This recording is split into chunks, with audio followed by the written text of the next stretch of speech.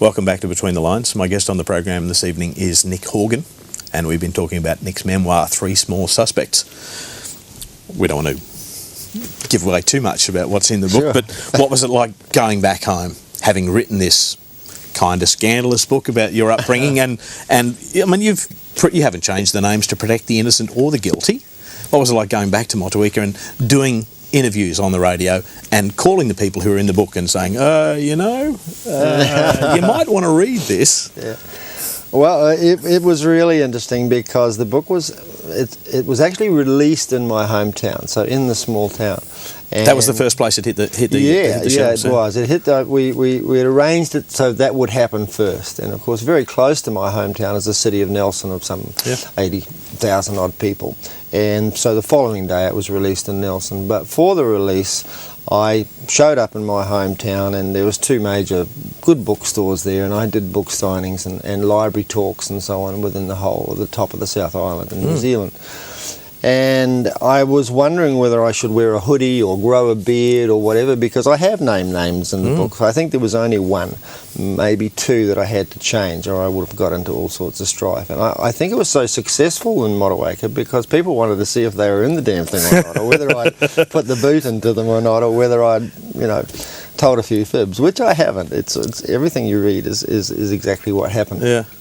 And so the book sold very, very well, and it was great to catch up with people that I couldn't remember, and that was one of the things that I found really interesting. As kids, we were fortunate to have a great upbringing, a great schooling, and the nuns taught us well, the old rote learning and everything else. And of course, I was bailed up one day by a school teacher, and she, unbeknown to me, she was 80 years old, and she came up. She said, "Nick, would I sign the book?" And she said, "I'm Eileen," and I didn't know who this Eileen was, but she was about 80, and I said, "Sure." And I looked at her, and I didn't know who she was, and she said, "I remember you, little blighters," and she said,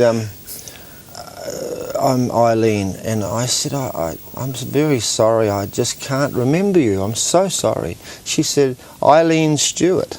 And I said, "Oh, Mrs. Stewart, Mrs. Stewart." Yeah. We were taught it was always Mr. and Mrs. And so I never knew what her Christian name was. Yeah. And she lived over the road from us, in the street that I talk about, the famous Pool Street where we lived. And she said, "Oh, yes, you were a little tearaway." She said, "Yeah, Eileen Stewart." She said, "I was 21 when I moved to that street, and you, all 7 of you, were all this big." And oh gosh, she said, "I had to lock the front gate. I had to do all sorts of things to keep you people from raiding our vegetable patches." And she said, "I was 21 years old, and I had a baby," she said, "at the time." And I said, "I remember you now, Mrs. Stewart, but crikey, you were so old." And it was, when you were a kid, someone who was 20, I mean, they were ancient. Yeah. They were ancient. But my point really is that we were taught that respect of elders was so important. It was always Mr. and Mrs. And I remember even when I was 19, I went home to see Mum and Dad. I don't know where I'd been. And a friend of mine came round and said to my father, he addressed my father not as Mr. Horgan but as Alec. And I was shocked. I couldn't handle a mate of mine calling my father by his Christian name. Yeah. I was always going to belt him and say, it's Mr. Horgan to you. and that was the difference between then and now. I mean, a huge difference. I don't know whether it's good, bad, or otherwise, and it probably doesn't matter, but we didn't have mobiles, we didn't have computers, we didn't have all the things that kids have got now. I feel sorry for them, actually, because they've got too much stuff going on.